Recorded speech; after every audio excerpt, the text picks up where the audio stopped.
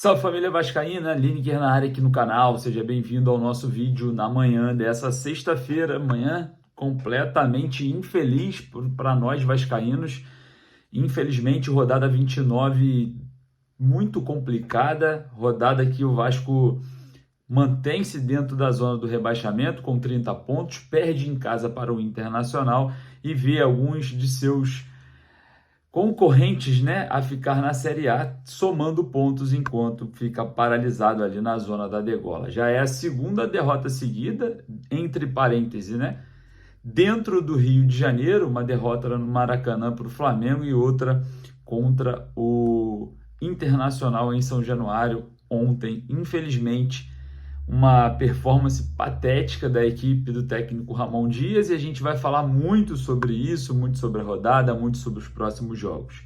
Mas antes da gente começar, deixa o joinha que ajuda a gente pra caramba e corre lá nos comentários para deixar a sua opinião. Primeiro eu quero começar a falar sobre a rodada, né?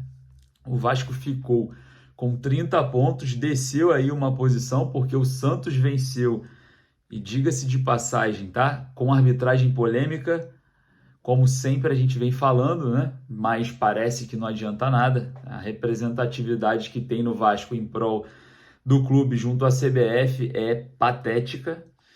E falando um pouco mais sobre a rodada, o Vasco ficou na 18ª colocação com 30 pontos, já abaixo do Vasco Coritiba, que foi derrotado por o Santos na Vila Belmiro com 20, e o América Mineiro com 19 ao lanterna, né? A gente vê aí acima do Vasco o Goiás com 31 pontos, que é o 17º, e o Santos o 16º com 33 pontos, né? Então, situação agora complicada para o Vasco. O Vasco, para sair da zona da degola, precisa vencer para passar aí esses 3 pontos e torcer para o Santos perder para o Corinthians no Clássico na Arena Itaquerão, na próxima rodada, rodada 30, rodada importante, e o Vasco começa a observar aí a situação cada vez pior, né? Vamos falar um pouco sobre o jogo, né? Um jogo em que a equipe Cruz Maltina até começou bem, produtiva, começou atacando, começou ali controlando o jogo, e depois dos 15 minutos a coisa desandou, o Internacional dominou ali o jogo, o Vasco em um erro individual ali do Paulinho tomou o primeiro gol e depois a coisa ficou ainda pior. O Inter controlou até o intervalo, parece que o técnico Ramon Dias mexeu um pouco no ânimo dos jogadores, que começaram ali razoavelmente bem, um jogo equilibrado, e o Léo, numa falha, o Vasco volta a tomar um gol. Lembrando que o Léo vem jogando mal desde a partida contra o Flamengo, né? Então a gente já começa a observar o jogador que recebeu vaias da torcida, estive em São Januário, pude presenciá-las, e o jogador parece que sentiu psicologicamente essa questão e teve uma performance muito abaixo daquilo que ele vinha apresentando durante a temporada, né? Lembrando que o Maicon, que é reserva do Medel pelo lado direito, estava vindo numa boa sequência e deve aí, quem sabe, né, o técnico Ramon Dias repensar nessa dupla de zaga, né? O Vasco, que tem também uma piora depois da entrada do Payet nesse meio-campo. O Vasco perdeu intensidade, o Vasco perdeu ali uma pegada a mais que tinha ali no meio-campo, jogando com Payet, Praxedes e Paulinho. O Zé Gabriel ficou literalmente o único jogador com intensidade na marcação. Então, sobrecarregando o Zé Gabriel e deixando o Payet aí como um jogador nulo durante o jogo na questão defensiva, né? Ofensivamente ele até tenta aparecer, erra algumas coisas, mas não tem condições para o francês estar atuando no atual momento. Tem que ter intensidade, tem que ser um jogador que chega para compor espaço, e é o que o Payet não está fazendo, né? Parece que o Dimitri Payet junto ao Orediano são jogadores para serem preparados para um futuro bem próximo. Então, na minha visão, dentro do esquema tático do Ramon Dias, o Vasco piorou com a entrada do Payet, essa forçação de barra do Payet aí no meio-campo Cruz Maltino, né? Eu queria saber a sua opinião sobre a partida. Quem foi o pior, na minha opinião, foi o Léo. Destaque para o Léo Jardim em algumas defesas importantes, mas o Vasco precisa melhorar. Lembrando que Paulinho e Eric Marcos foram expulsos, né? Uma arbitragem também sem critério. Vale destacar que o Luiz Flávio de Oliveira, em lances do Internacional ali, não deu cartão, principalmente no primeiro tempo, os lances que eram para cartão, segundo o critério que ele utilizou nas expulsões do Vasco e não aplicou para o Internacional. E quando foi necessário, aplicou para o Vasco mais uma vez. Lembrando que a gente vem falando sobre a arbitragem da Federação Paulista de Futebol há muito tempo, né?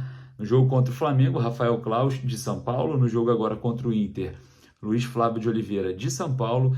Posteriormente, contra o Goiás, a arbitragem de São Paulo, com Flávio Rodrigues de Souza. É muita coincidência, né? A gente ter várias arbitragens de São Paulo e o Vasco lutando contra o Santos, contra o Corinthians, ali na situação da zona do rebaixamento.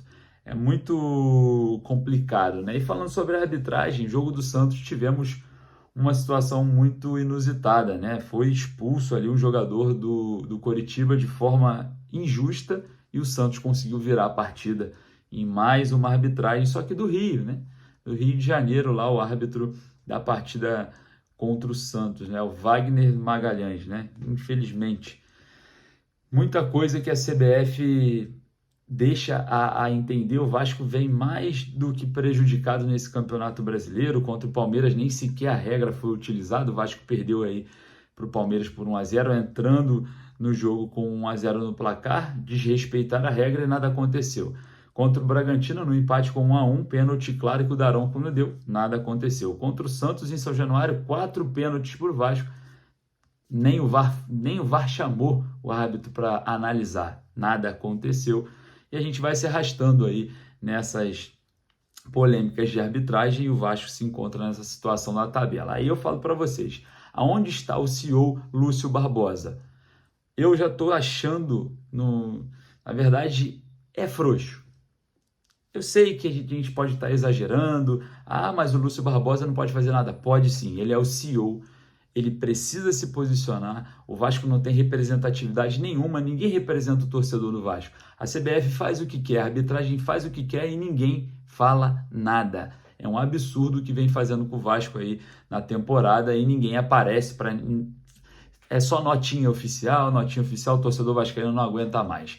Tá faltando representatividade. Se continuar assim, vai acontecer o que está acontecendo no Campeonato Brasileiro e o Vasco vai cair para a Série B por conta também da incompetência de quem representa a Vasco SAF hoje.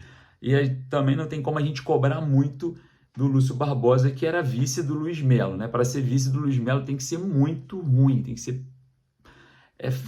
não deve entender de futebol. Agora é simples, o Vasco entra numa questão de um jogo fora de casa contra o Goiás, depois continua fora de casa contra o Cuiabá e precisa vencer essas partidas se quer permanecer na Série A.